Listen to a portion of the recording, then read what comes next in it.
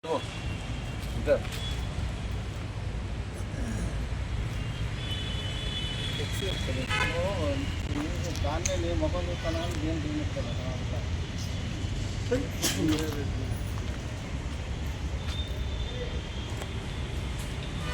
రమేష్ భారత Marxist communist party ఐక్య MCPIU Warangal జిల్లా కార్యదర్శి.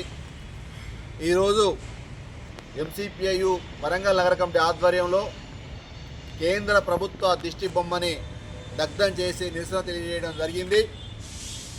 కేంద్రంలోని మోడీ ప్రభుత్వం మూడోసారి అధికారంలోకి వచ్చిన తర్వాత దేశ ప్రయోజనాలని రాష్ట్ర అవసరాలని దృష్టిలో ఉంచుకోకుండా కేవలం పెట్టుబడిదారులు కార్పొరేట్ శక్తుల యొక్క ప్రయోజనాలను కాపాడేందుకు మాత్రమే పనిచేస్తూ ఉన్నది.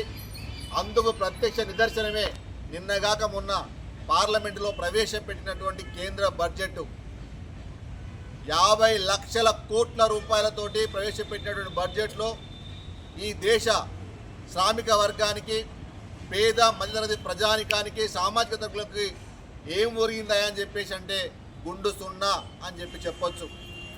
ఈరోజు గతంలో ఎన్నికలప్పుడు అనేక రకాల హామీలు ఇచ్చారు, నేటికి వాటిని అమలు చేసినటువంటి పరిస్థితి లేదు. అదే సందర్భంలో ఈ దేశ ప్రజలకి ఇప్పటికే మూలిగే నక్కపై తాటికాయ పడ్డ చందంగా పెరిగినటువంటి నిత్యావసర వస్తువుల ధరలను తగ్గించే విషయంలో కానీ, ఉపాధి కల్పన పెంచే విషయంలో కానీ, అదేవిధంగా ఇప్పటికే అనేక పోరాటాలతో సాధించుకున్నటువంటి జాతీయ గ్రామీణ ఉపాధి హామీ పథకాన్ని కానీ, జాతీయ ఆహార భద్రత కానీ ఈరోజు తూట్లు పడిచే విధంగా ఉన్నటువంటి పరిస్థితి మనం గమనించాల్సిన అవసరం ఉన్నది.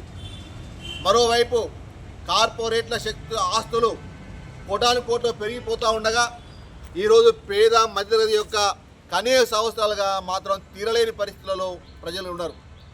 ఇలాంటి పరిస్థితులలో దేశ ప్రజలకు ఉపయోగపడే విధంగా బడ్జెట్ రూపొందించాల్సింది పోయి ఈరోజు బడ్జెట్ అంతా కూడా కార్పొరేట్ శక్తులకు రాయితీలు, సబ్సిడీలు, మాఫీలు చేస్తూ ఈరోజు ప్రజలపైన భారాలు వేసే విధంగా ఈరోజు బడ్జెట్ రూపొందించడం అని చెప్పేసి అంటే ఇంతకంటే దేశానికి హాని కలిగించే విషయం మరొకటి లేదు.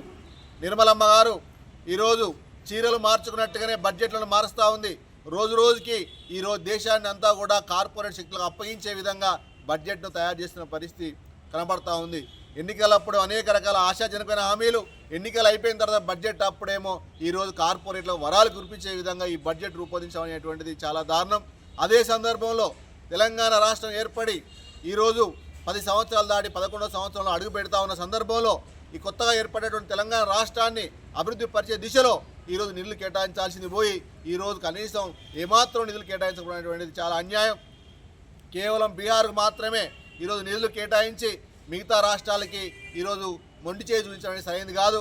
తెలంగాణ రాష్ట్రానికి కూడా ఈరోజు నిధులు కేటాయించాల్సిన అవసరం ఉండే, కేటాయించకపోవడం అన్యాయం. అదేవిధంగా ఈ రాష్ట్రం నుంచి 8 మంది ఎంపీలు బీజేపీ నుంచి ఎన్నికయ్యారు. అదేవిధంగా 2 కేంద్ర మంత్రులు ఉన్నారు.